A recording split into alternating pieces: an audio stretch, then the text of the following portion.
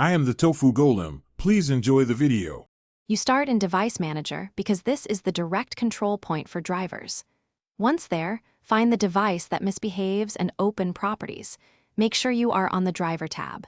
If Rollback Driver is enabled, click it. This restores the previous driver version without removing system settings. You do this because a rollback reverses only the latest driver change, minimizing risk.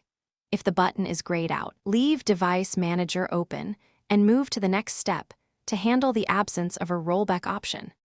If rollback is unavailable, booting safe mode reduces background interference and stops the system from auto-reinstalling the problematic update.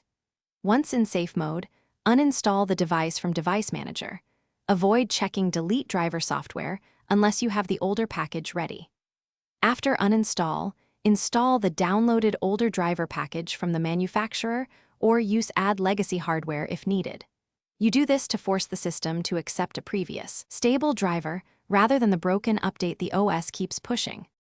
After installing or rolling back, restart the PC and verify the device works. Check Device Manager for errors and test the hardware.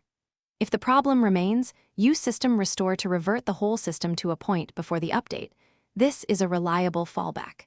Make sure to disable automatic driver updates temporarily to prevent reinstallation.